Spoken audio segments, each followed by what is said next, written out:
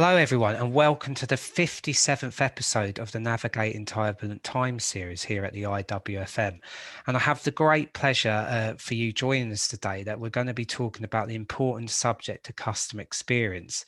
And this webinar is entitled People Management Good Practice with the Iwfm Customer Experience Working Group, which I'm really pleased to introduce the panel that will be joining us today that make up part of that working group and are part of our important subject is customer experience. I'm Peter Brogan today, and there's a bit of false information on that slide. I am not the host today. I'm doing the intro and close. I'm going to hand over to Sandra shortly, who will kindly guide you through today's episode. But I want a great pleasure you can see on there, as Sandra will go through the others as you see them on your screen there, who they are and how they're joining us today on the webinar. But I think it's important to share that this coincides with the launch of our first guide that comes out of the group, and that will be discussed in today's episode that's now available on our website. So today, in terms of the actual webinar, what you're going to hear today is around the principles and good practice and how to consider outstanding customer experience. So you will hear from a stellar panel here today to give you some insight around that. The dreaded impact of COVID and the changes it's actually caused around their working practices, and also the role of customer experience and how that's even more important than it ever has been, I would suggest. And considerations around the return of the workplace as we go into that new norm as that's been coined, or the post-COVID world. So I just want to remind listeners, we do have a Q&A section towards the end of today's episode. We also do record today's episode, so that will be available. I will be joining you later just to close out the webinar, but at this point, I'd love to hand over to Sandra Forry, Head of Workplace Experience PTW, and also a key member of our Iwfm Customer Experience Working Group. So Sandra, over to you. Thank you, Peter. Thanks for that lovely introduction to this webinar. I can't believe it's number 57. Definitely IWF have came a long way since the first one. Thanks for that. Yeah, I'm delighted to be here today with our audience and the panelists so that we can explore customer experience for people within our industry. I'll give you a short introduction to myself in a moment, but I'm really thrilled to introduce my volunteer colleagues. That's Debbie, Tony, Sylvan and Kirsty. First of all, I'd like to mention that we do have a Q&A facility, which I would encourage you all to use, please, so that we will take some time later to answer as many questions as possible that you may have as we go through the webinar. So as Peter said, my name's Sandra. I'm Head of Workplace Experience at PTW. And at PTW, my role is all about the people, giving them a great experience that they will go on to deliver a great experience for everyone who comes into touch with our company, and ultimately be amazing ambassadors for us. That starts from the point of recruitment. We're really looking for people to know what our core ethics are regarding the whole customer experience, and we definitely believe that that starts the minute people want to come and work for us. So Debbie, can I ask you to introduce yourself, please? You can. Good morning, or good afternoon, everybody.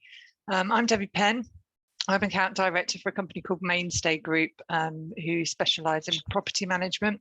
We partner with a business called Ascot Services to deliver Total FM solution to a leading insurance company. Together, the three businesses work really, really closely in partnership, and underpinning everything we do is people. What we do is we value our teams. We make sure that we're growing people, and it's been a real pleasure and a passion of mine to be part of this Iwfm group, specifically to develop this paper around the importance of people. So thank you, Sandra. That's me. Brilliant, Debbie. Thank you. Tony, if I can come to yourself. Thank you, Sandra. Tony Wilkinson. My background is Royal Navy. I was a marine engineer and artificer for 14 years. Post-military, I basically fell into the FM world, as I think a lot of people do. But through development of my own interests and career, I can see how as leaders, we need to develop the profession, make it a profession of interest for whether it's school leavers, academics, and really become enablers of excellence for anybody who operates within a footprint that we look after. And again, that's the reason I've joined this special interest group. I think it's a great opportunity to engage with other professionals with same passion and same interest. Thank you, Sandra. Ideal, thanks. I love that, enablers of excellence. Superb. Sylvain, please, if I can come to you. Thank you, Sandra. Afternoon, everyone. My name is Sylvain Touzeau. I'm Associate Director within Savills.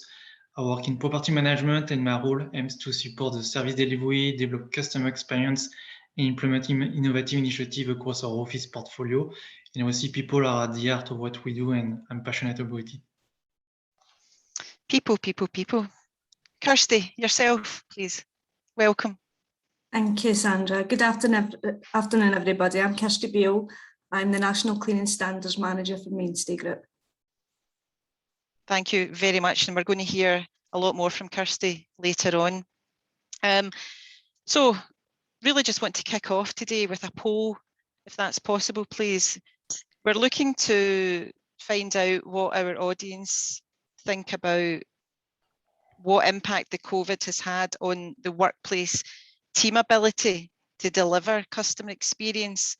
So if I can ask you just to take a moment to consider that question, pick an answer, and I think we might going to come back to that later just to look at the results and see where we're sitting with that.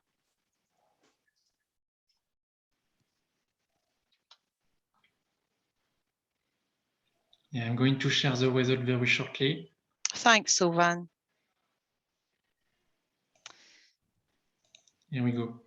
Ah, oh, okay. Interesting. Well, for me, I think by the end of the webinar, that could change a little. So it'll be interesting to see what people's thoughts are once we've explored some of the topic and questions that I certainly have for you. Thanks, Sylvain, for sharing that. So I really just want to jump straight in and consider what we do in terms of the guide and toolkit that we have presented and we're launching today. Placing people at the heart of a business is how we started thinking about the document that we wanted to see being produced when we started working together as a working group. And with that, we wanted to look at what touch points people had as an experience from looking at job adverts, from interviews, from coming into buildings, from what's now virtual meetings with people. You know, everything had to ooze customer experience so that people got that feeling immediately that that's going to be at the core of their role. And the 3 pillars that we're presenting within our paper demonstrate key areas for people to have an experience and allow them to be on a journey once they're in their role through to continuous development and beyond whatever happens in their jobs. And from this idea, we felt a guide with a practical toolkit would be a really positive start for companies to really focus on the customer experience for their people from the start of the journey to the middle and perhaps to the end of their journey as well. So this paper is going to be available. It's really, really interesting. It's been presented to people within our own organisations. The panellists and the people in the working group and the wider working group have all had time to review feedback, provide inputs. We've made lots of changes over the time, and we definitely feel that this paper is ready to be rolled out at any level of your business. So we would definitely hope that there is something to be taken away from the paper. So I would just like to come on and ask a question that centres around what's the biggest opportunity for our FM industry in terms of thinking about attracting new talent, looking at the younger generation, what sort of value is in FM roles. So Van, could I possibly come to you on that? Yeah, what do you feel is the biggest opportunity within our industry, please? From my perspective, it is to promote the upcoming opportunities and exciting roles within our FM world in order to attract new talents, to help us shaping the future of our industry. And we should definitely aim and have the ambition to attract younger generations to our FM industry as a first choice for a career opportunity. Excellent, thank you. Debbie, can I come to you on that same point as well, please? Yeah, the biggest opportunity. Yeah, so I think Thank Tony touched on this earlier, that FM's a career that most people in FM just fall into following something else. But I think there's a massive opportunity within the industry to turn the world of FM into a sexy role, to give people coming straight out of education a keen interest in wanting to get into the world of FM rather than falling into it at a later date. And I think the focus on customer experience and turning the industry to focus on customer experience makes it a bit more interesting rather than just unblocking toilets and fixing dripping taps. And ultimately for us, and we talk about it quite a lot, it's all about Doris. So Doris is our end customer, whether she is someone who's working in an office or someone who's walking into a shop. It's all about her experience and that warm smile that she's greeted with, or the experience that she gets. All about focusing on that. I think it's a great opportunity. Absolutely. I think Doris is the person that's the first to highlight your blocked toilets and your dripping taps, etc. So definitely delivering for Doris is essential. Thanks for that, Debbie. Tony, can I come to you and ask the same? What do you feel is the biggest opportunity? Well, I think, you know, the industry's been recognised as an essential element of the infrastructure of the UK business. You know, facilities management can use this COVID experience as a springboard to really move forward as our industry. Debbie touched on it there. You know, historically we've looked at the industry as, you know, lights are out, it's too hot, too cold. I mean, that feels old. I mean, it's got to be beyond light bulbs and loos, which is a phrase that somebody mentioned to me some time back. You know, if you think of the Maslow sort of pyramid, I mean, the bottom tier's got to be the list where the building's at the right temperature, the lights are on. But where we need to get to as an industry is that top tier where we're talking about experience and that self-actualization and desire to fulfill potential. And that's whether you're whether you're Doris, whether you're a member of the workplace team, or somebody who is just having that first experience within the space. So I think it's a real springboard, but we've got to grab it, and we can't sort of just keep talking about it and what we're going to do next. We've really got to sort of step up, make a difference. Very much so. Thanks for that, Tony. And I think pulling all that together, you know, Sylvain referring to the younger generations, Debbie referring to Doris, and you putting such a sort of personal impact on what you do and making it so visible. How do you get people to be engaged and motivated and dare I say it, feel valued whilst they're going about doing their jobs? Debbie or Tony? I think it's all about the people, and we'll keep saying it over and over again throughout this, I'm sure. But 85% of our industry is made up of non-managerial positions, and there are so many training packages and development courses out there for managers and above. We could be missing a massive trick here with the 85% of the industry being the people who deliver our services. Our focus needs to be on the engagement and development of those people, our core workers, rather than those management levels and above.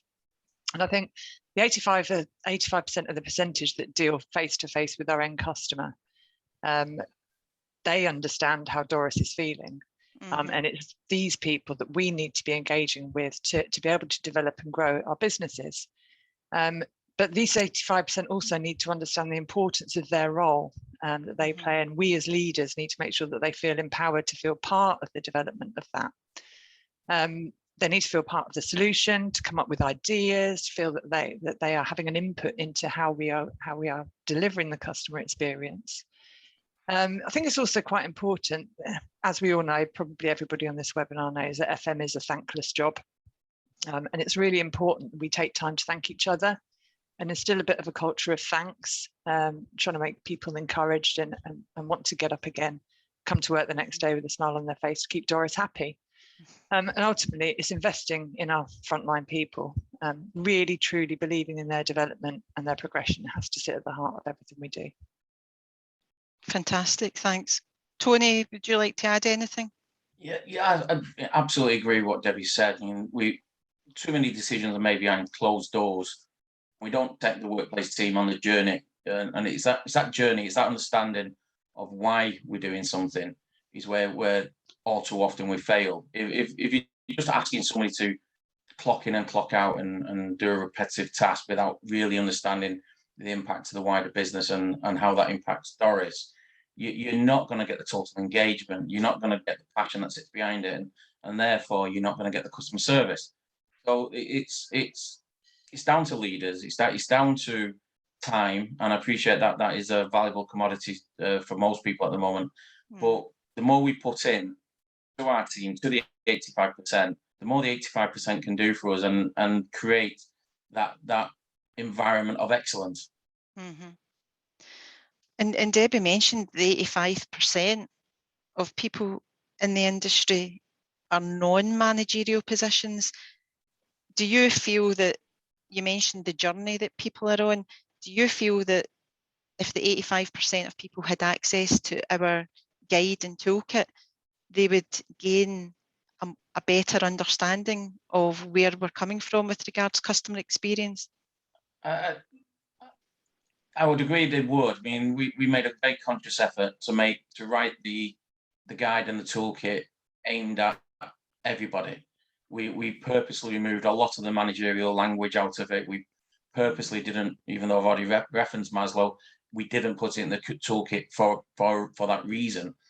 The idea being is that if you're a workplace supervisor and you want to get some guidance, it's there for you in a plain language where you can either use it to help support your team, or you can take it to your line manager and say, well, this is the guidance that's out there. Can we talk about this, and how can that develop me? And you know what, why not challenge a manager and develop them in that way of thinking? So it really is wrote for the masses, not for the heads of. Yeah, and I'm loving everything, the language that you're using, and I can hear you probably talking to your teams about it. You know, I'm going back to one of your original comments there about the enablers of excellence. You know, you're saying that on one hand, you're talking about aiming the document at everyone, you know, and you're right, we've all been involved in those discussions about the language and how we wanted it to go across, so that absolutely everyone in any company, any level, in any FM role could take that guide and run with it. And I think it's important, any size of business.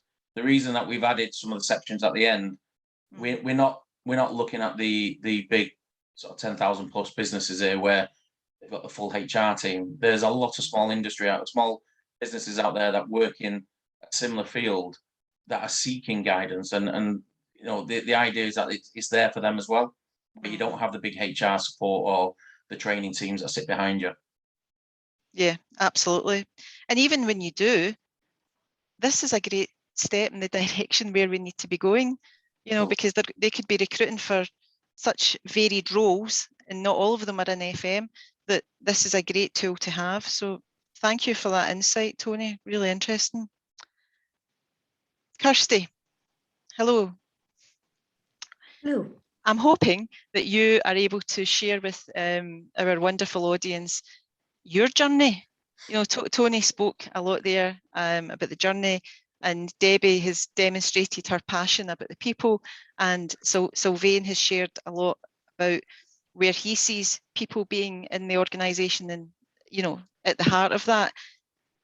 And I think our audience would be delighted to hear what your journey's been, if you don't mind allowing us to hear that now, please. Yes, certainly. I've had a fantastic journey. I joined the company in 2018 as the workplace housekeeper. We were going through a transformation, and it was all customer focused. We had a workplace manager, a new housekeeper, a new front of house, and an existing cleaning team. So part of my job was to look after the cleaning team and make sure the standards were brought higher. And I also assisted with the workplace manager as well during that time. So I can remember when I walked through the door of the building and I came through for my interview, and just how good it felt. It was good vibes, and I just knew that was a job for me. I'm so glad that I got the job. because I wouldn't be where I am now if I didn't get it. But it was a fantastic feeling. It was a feeling of excitement, thinking I could do things here, I could make a difference here. So, as I say, we had an existing cleaning team there.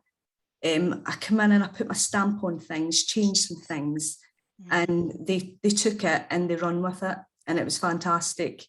And not only that, the customers started noticing straight away as well. So within a matter of weeks, I had put my stamp on things, and I was really proud of not only the teams, but my own achievements as well. So they were thriving, the customers were noticing, we were there, we were making a difference. I pretty soon became established and my name got out there. I was asked to go to other sites as well and share my experiences and my knowledge, which I loved doing. And it was nice to see other people taking on the things that I'd done and the changes that I made as well.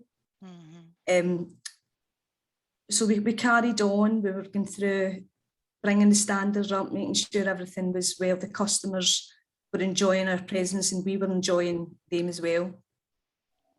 Then lockdown happened. And we were at the stage, we were at a part where it was like an uncertain time for us all. The customers all went home and we were left in the building. But little did we know that's when our work really began. It was there was lots of projects put our way. We were so busy. We enjoyed every minute. I know I enjoyed every minute of it. It was fantastic.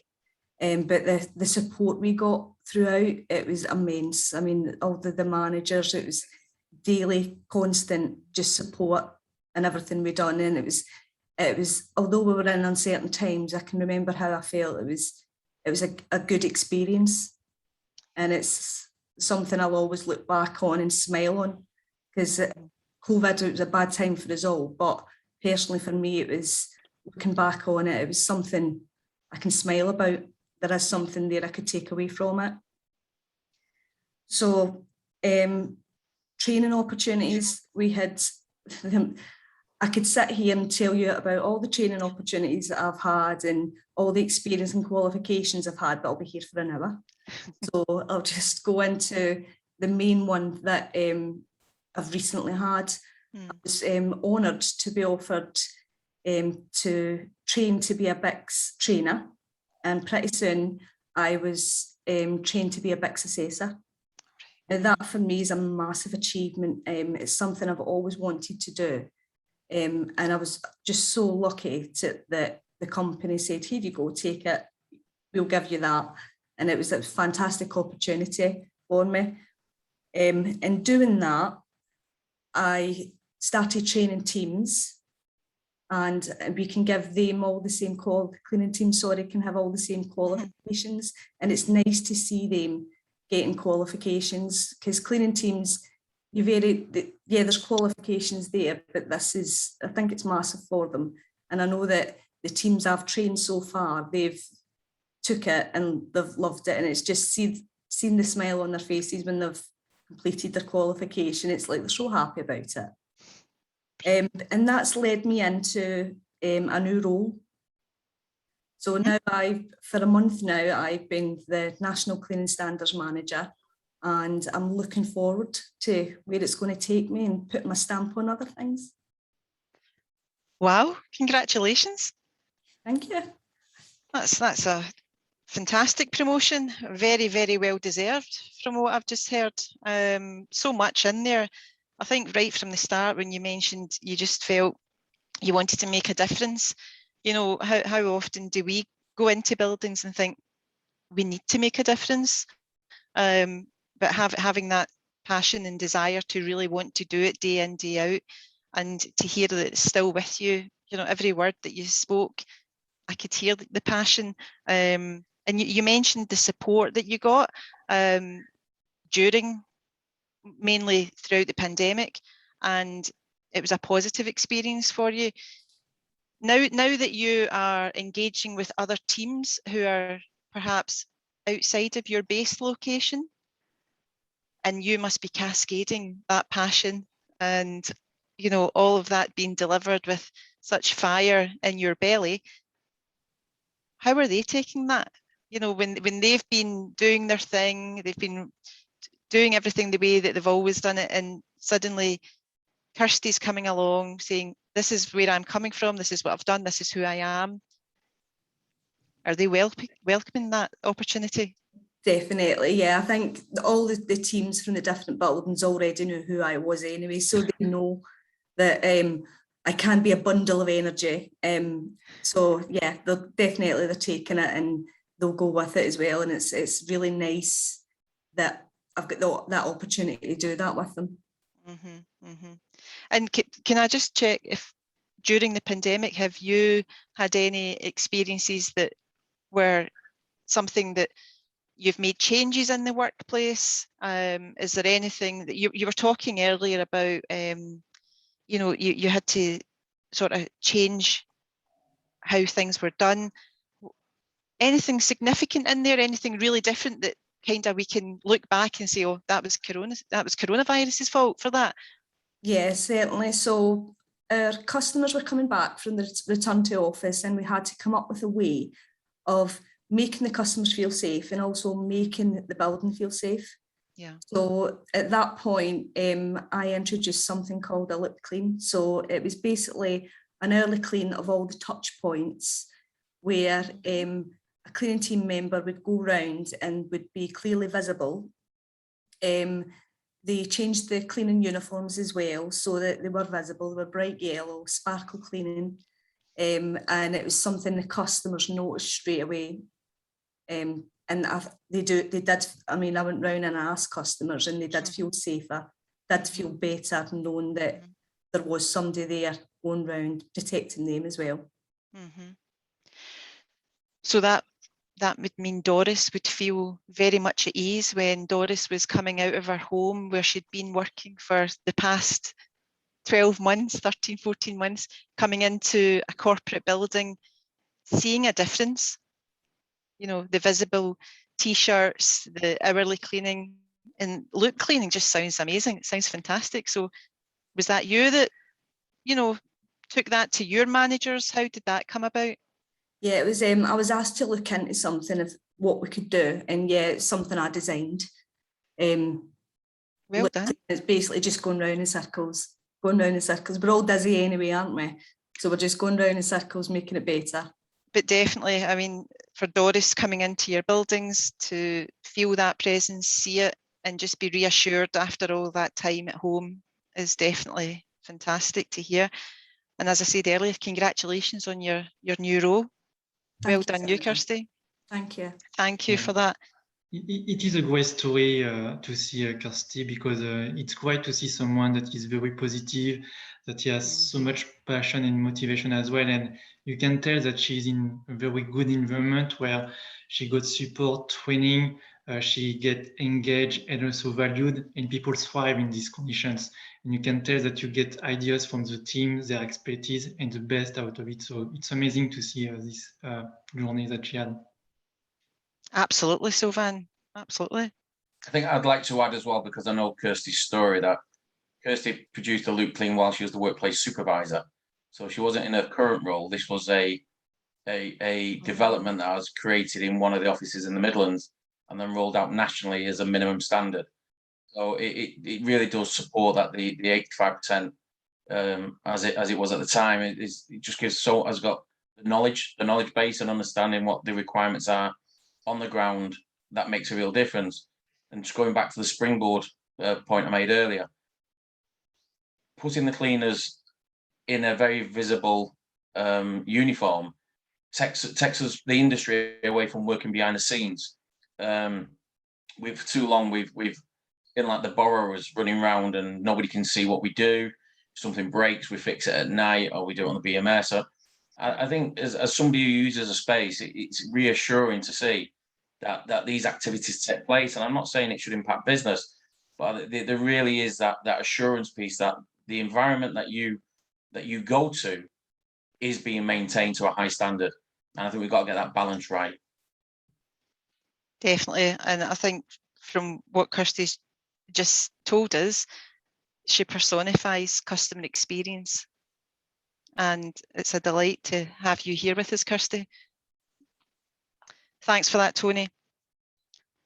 Debbie, can I come to you, please? I'm really interested just to look at what changes and challenges that COVID has caused, and what new practices that maybe you've had to, think about or reinvent things purely because of what we've experienced. Yes, excuse me. So, yeah, the whole COVID experience was, as Tony mentioned, quite a fundamental change to everything that we do. We suddenly became the superheroes and the fighting force, key workers who had to attend workplaces to keep the workplaces safe. I suppose in the early stages, a significant impact was an absence of end users. We had some of our buildings that previously homed 2,000 people suddenly down to just a handful, but we still had to keep the buildings running for that handful of people. And I think Kirsty touched on it earlier, that it was that initial shock of just emptiness was really quite difficult. And I remember walking into one building and not seeing anybody else for a good few hours, just because that we only had a few people within the building and everyone's off doing their different things. It was a really, really different way of working for our teams that had to maintain business as usual, I suppose. I suppose another key challenge was that a significant number of our frontline workers who had to come to work to support the buildings and the businesses fell into a vulnerable category. A significant amount of them as well used public transport, but they continued to go to work and continued to keep everyone safe. So I suppose it was key to us throughout this that these superheroes really, really understood how much we appreciated them. That we understood that they were putting themselves at risk to go and do their jobs every day. But doing that remotely was really quite a steep learning curve for all of us. I suppose none of us had really used Teams before, used Zoom before, all of these things that we're now absolutely 100% confident with. But at that point, it was really, really difficult. But keeping the teams motivated, I think as Kirsty said, it's really, really great to hear that she did feel motivated and she did feel supported, because of personal circumstances and vulnerability, there are a lot of our team out there really uncertain of their own circumstances and what was going to happen. And I suppose our team meetings, that we increased the regularity of them, but the meetings became more about caring and kindness and feelings rather than the operational discussions that we'd had previously. So it was quite a transition from the way that we were managing, was moving from kind of a transactional, we need to do this and this is how we're going to do it, to how is everyone feeling, how can we support each other. So yeah, a very interesting time, but we had to adapt quite quickly to it. I love people becoming superheroes. I think we would have that all day long. So if you've now got people coming back into your buildings, Debbie, how are you maintaining that change of not having transactional conversations, but much more sort of softer conversations regarding how are you feeling and how are we going to achieve this? How's that been maintained? Yeah, and I think the change that we had to go through to support the teams happened, but I think it now becomes kind of a natural progression. And mindfulness and kindness and caring is now a much bigger thing than I think it was previously. And I think it's not just down to our industry. I think that's just that the whole COVID thing as a whole has affected how people want to make sure that people are understood and understand how they're feeling. Yeah, and I think the pandemic has sadly taught us that it's not just within the FM world. It's what we've heard about supermarkets and everyone in the health service and things like that. So yeah, really, really interesting to hear that, and hopefully our audience have found some comfort in knowing that they can move from this is what we need to do to how are we feeling to achieve that and still get the job done. Thanks, Debbie. Tony, hello. Can I come to you with a question kind of around what are the changes to expect and consider post-COVID? Do you see that there's an opportunity there? You I know that you are dealing with buildings with lots and lots and lots of people. Well, you were dealing with buildings with lots and lots of people. How's that looking now? Where are you at? Well, I think as with a lot of companies, how you look at your footprint, you look at ways of working, hybrid models discussed in many similar businesses. So there's a test, learn, adapt that's required. You know, we can't just run into this and say, well, everybody got used to working at home and therefore we're going to change everything we do fundamentally, because we don't know what the next 12 months is going to bring. I think specifically for the workplace management teams, there is going to be a different way of working. There's opportunities that we've got to embrace. We often talk about making the first impression to our customers for Doris. If we work in hybrid models where somebody may enter an office once a month, once every 3 months, you have multiple opportunities to make a first impression and also to make a bad impression. So the worst case scenario is that we're not on our A game. Doris enters the building, has a bad day because things have gone wrong, and they dwell on that for 3 months. We can't be in that area where we normally we would have the next day to improve that scenario and make sure things are right. We can't do that. So we've got to be in a position where we make continual steps for great customer experience at every opportunity. I think the other challenge that we're going to see in FM, rightly or wrongly, our end users are our eyes on the ground. So if we're operating in a building where there's 1,000 people standard, we've got a flickering light, there's more chance that the end user will see that before the workplace team. The risk we've got is we will not have those people on the ground. So how do we adapt our way of working to ensure that we are the most informed person in that space?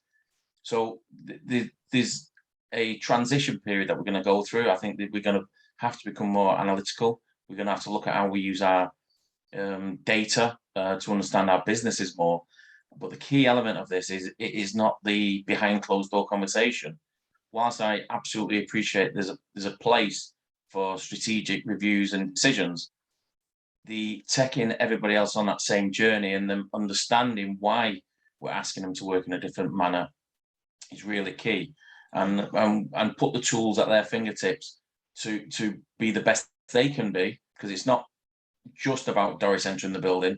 We have a duty to ensure that all our teams excel as well. And as Kirsty rightly said, her opportunities have come to her, and I think she was being a bit candid. I think Kirsty has worked incredibly hard to get those up, and they've been rewarded. But we have wider teams, and we do have people who maybe want to clock in and out and do it slightly different, and that's fine.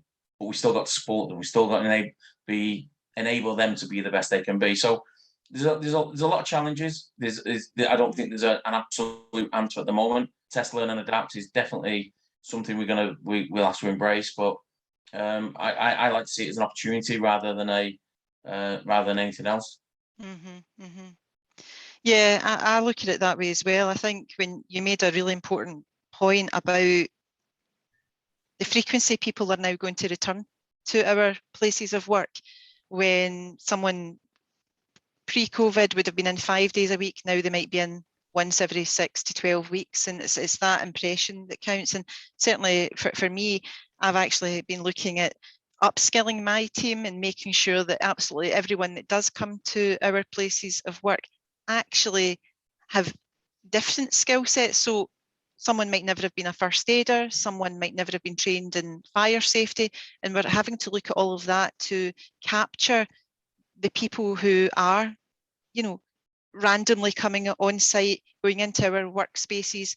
And we need to make sure that not only is the building clean and safe, that we also have cover for drills and evacuations and things. And for me at PTW, people are feeling that that's adding value to them as well, because they would never normally have even volunteered to do courses like that. So definitely opportunities. And I think, so Van, if I can maybe come to your good self regarding your line, Because I think the technology plays a big part for you. Yeah, no, definitely. And technology is playing an increasingly important role in the way that we deliver FM services and the customer experience. We use systems to manage our services and give our customers access to digital layers for them to consume, expand the billing services and interact with the wider community.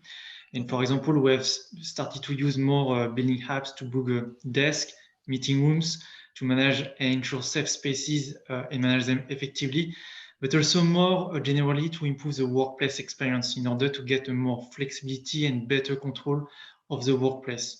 Using sensor technology as well to monitor the occupancy in the office, the actual use of certain facilities, and monitor the indoor air quality to ensure a healthy environment for people.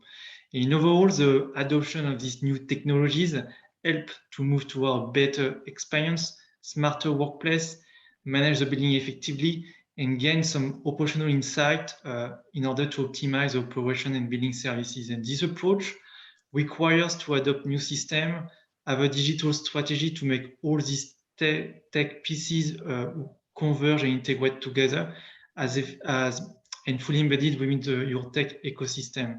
And to make the implementation successful, it obviously requires custom adoption, where education and change management may be needed, but also training for the FM teams.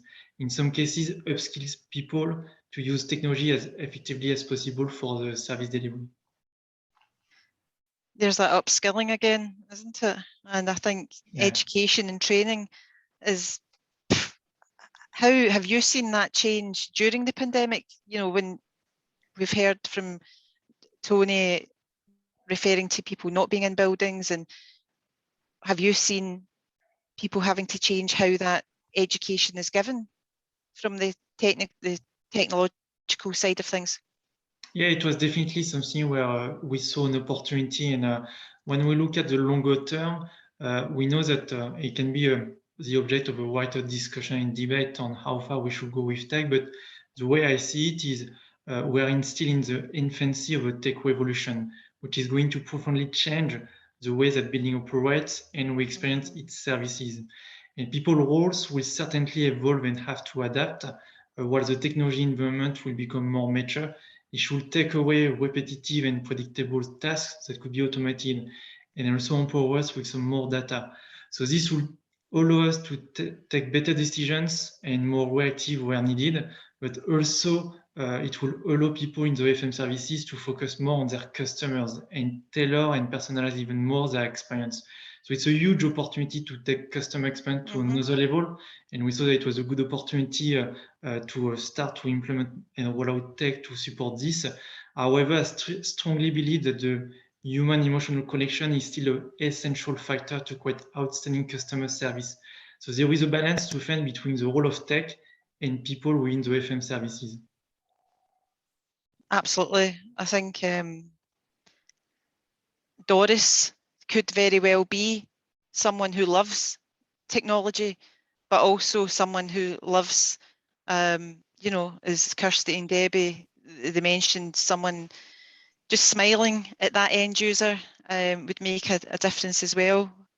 And in terms of disrupting the role of people in delivering customer experience in the FM industry, is that something that we should be thinking about now, or is that always going to be on the horizon?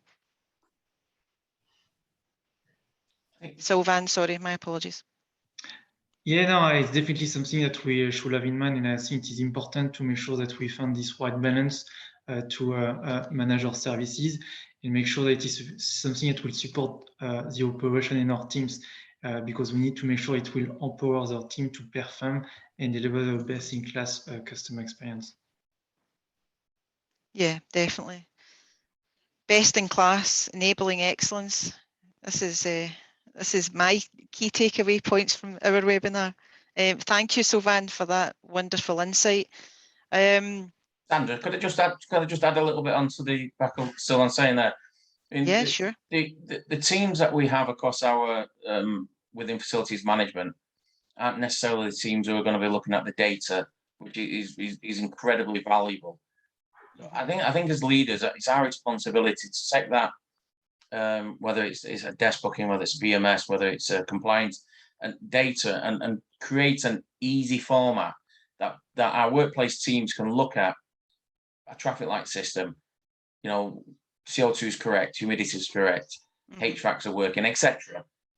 Look at it, green light, move on. Go and do your customer experience. Go and make the day better for the people that occupy your space. The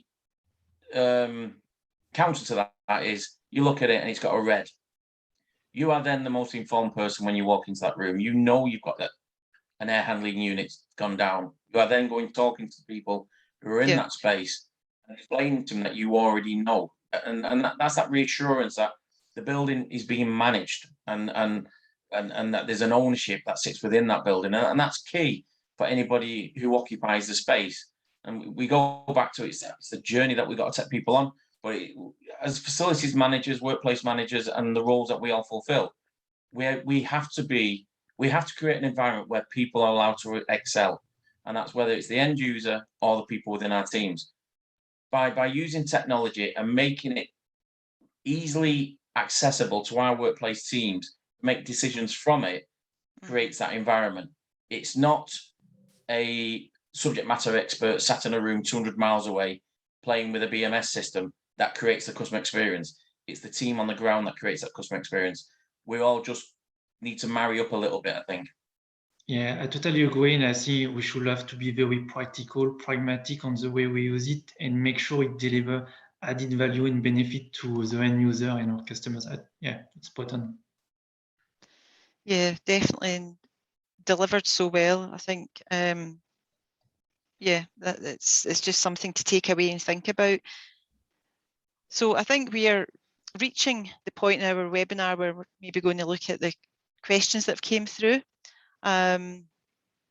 Sylvan, are you able to put that up? That's great. Just a wee reminder for everyone. And I think, just bear with me. I am not as technologically advanced as others. So, okay.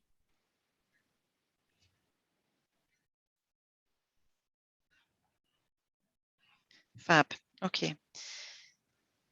So I will just, if it's okay with the panel, I will just take some of the questions and I'm going to pop them out to you randomly. Is that okay? Okay. Debbie, can I ask you how you have communicated to your team during COVID? So I think I touched on this a little bit earlier, that digital meetings became a thing of the norm quite quickly. And I think for us, it was the regularity of those that really increased, and having whole team meetings once a week, checking in on everyone, making sure everybody was okay, was quite important. And I think, as I said earlier, that Kirsty has said that she felt really supported and looks back on it as a time that actually she enjoyed. So I'm hoping that the way that we communicated with the team during that period has been a success. As I said, just lots and lots of meetings, as much talking as we can, and just checking in on how everybody is, really. Yeah, definitely. Kirsty, if I can just bring you in on that, because you were on the ground, you were with your team, and you were perhaps facing some, maybe difficult conversations because of people's anxieties and things.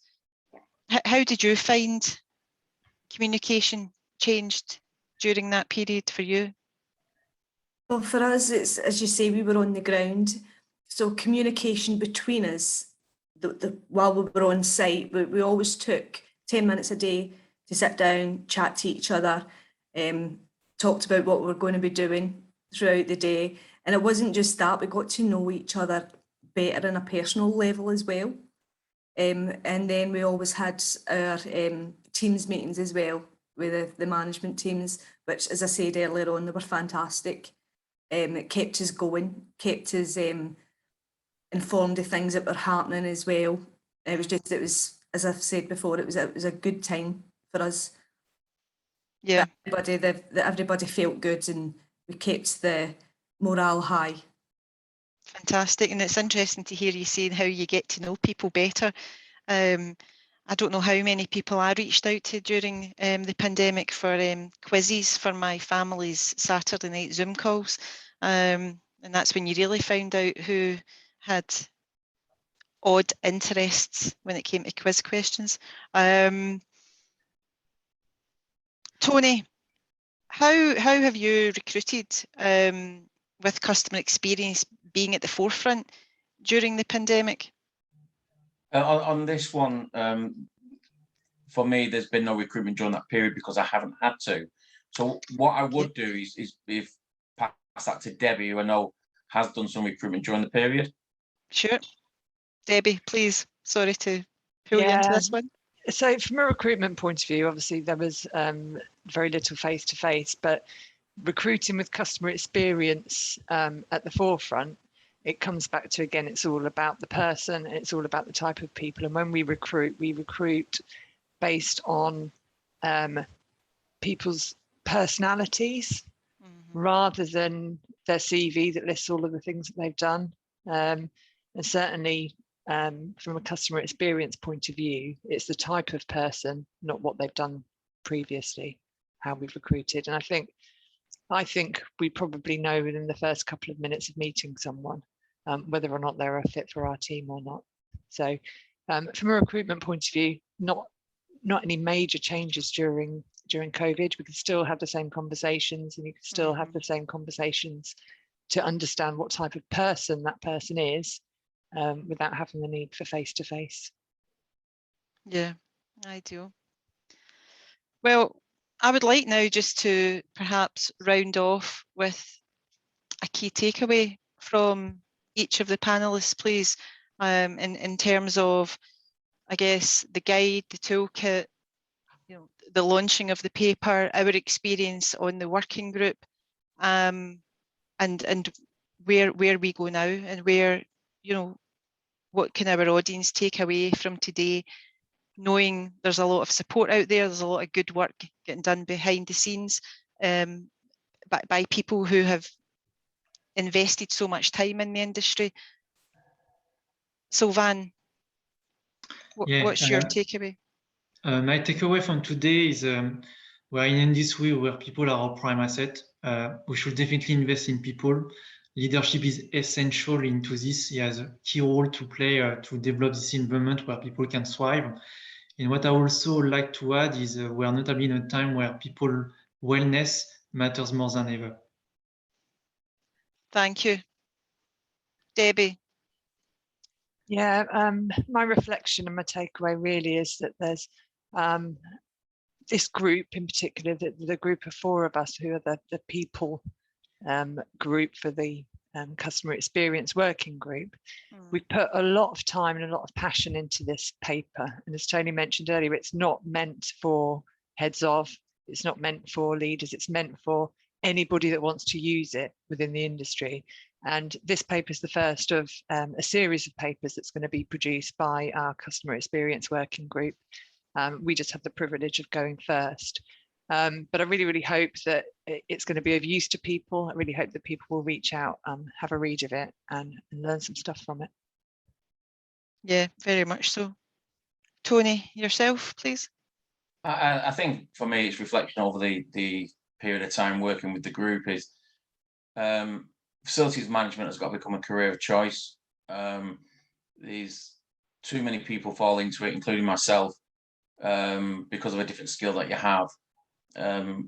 Getting facilities management talked about at school level, college level, university level, I think is key for this profession to take the step forward. Having a daughter of the age where you would hope that they'll be thinking about it, it just nowhere near what they want to do. So I don't have an answer for how we do it other than we talk about it, we promote it, and we change the perception of what is facilities management, because historically we have been the borrowers, we have been the people behind the scenes, we've not been the people who promote our industry well enough. And just people who've done the webinar, the people who've done the paper clearly have the passion for the industry. It's how do we then take the next step and move it forward.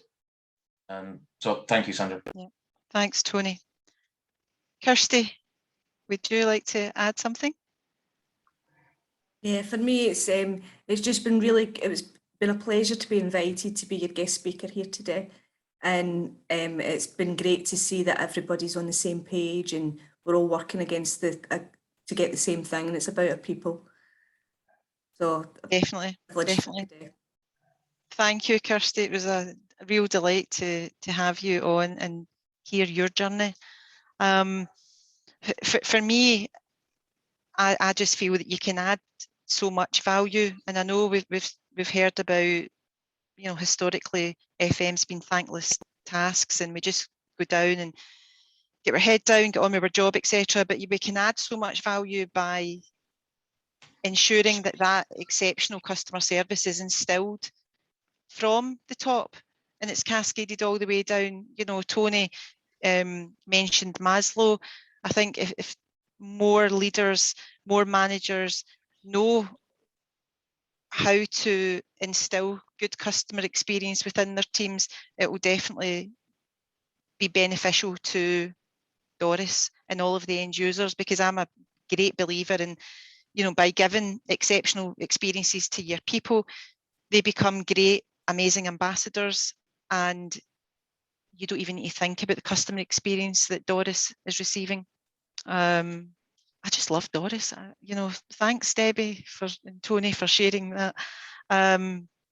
So yeah, I really do hope that we have demonstrated our passion, where we came from with the paper, how we wanted to put it across, and I couldn't have put it better than what Tony said. Please remember about enabling excellence and just delivering everything with that personal touch. I think Debbie, you really emphasised that whole communication in terms of it's not just about us going out and, Tony, forgive me, changing light bulbs and doing the doing. We definitely need to be engaging a lot more and ensuring that everyone's experience is very positive. And for me, it's in the paper. The guide is there, the toolkit's there. Please, if you've not seen it, get it, grab it, read it, and feel free to share your thoughts with us. But I thank all of the panelists. I really appreciate all of your time. And Kirsty, thank you for being our guest speaker today. It was a delight. And I just want to thank all of the audience. And if I can pass you back to Peter, please. Thank you, Sandra, and what a stellar job you've done as host, I may add. So I just want to echo the sentiments that Sandra, thank you as host, sharing and taking us through today's webinar. Kirsty, fascinating case study. I know it's a very good, but exactly your journey and where you come from. Sylvan, the work you're doing at Savills and some of the workplace debate. Tony, Debbie, the whole debate about making career of choice, putting people at the heart of it. Funny enough, that is the customer experience paper that's been launched today. So what's been referenced on today's webinar is a practical guide for you to go and start using amongst your respective organisations. So please do. But I just want to echo a massive thank you to Kirsty as our guest speaker today. But our authors of that guide, I should add, Sandra, Sylvan, Tony, Debbie, a massive thank you from the IWFM for your continued support. You're doing it as volunteers, as members, and putting some of our members' views at the heart of our guidance and insight. And as head of research and insight, I just want to say a massive thank you to you and the rest of the group, as we've got 2 more guides coming out, as Debbie alluded to earlier. So very quickly, just some wrap up slides here for our audience. Where you will find the guide, it's on our dedicated Insight Hub. So it's up there now. I did double check, folks, just to make sure it's there. But joking aside, it's there for you to download. That's available for members, non-members. So please take a look and more importantly, use any feedback. There's an email there. Also on there, you'll find research reports such as our recently launched sustainability survey, good practice guides and guidance notes, and a lots more, including this webinar. Once it's ready to put up on the website, that will be over the next 24 hours, so you can cascade to colleagues, friends that would have missed today's episode. So just moving on to the last slide. Well, second to last slide, there you go. Yes, it's come round again this year, the IWFM Impact Awards, and the word impact was used by a lot of our panel today as well in terms of how we have to show the impact of the work facilities managers do. This is on the 11th of October. Yes, it's our showcase and celebration event to show the impact across our industries, a number of categories. So the awards are on the 11th of October. Tickets are still available, so take a look, and it'd be great if you could either join us virtually or in person. Yes, it's a hybrid event. So I know this is now the last slide, you'd be pleased to know. As we move along, there you go. Just want to make a massive thanks to Sandra, Kirsty, Sylvan, Tony, Debbie once again. But more importantly to you, audience, that join us on our Navigating Turbulent Times series each week. We've got a strong audience that join us on the weekly episodes. I want to say a massive thank you to you. There is a short survey that follows there after this webinar, so please complete. It rates today's episode, yes, but more importantly, it gives us guide for our future episodes, including topics around customer experience. So anything you feel that we should be covering, we certainly will explore as part of our series.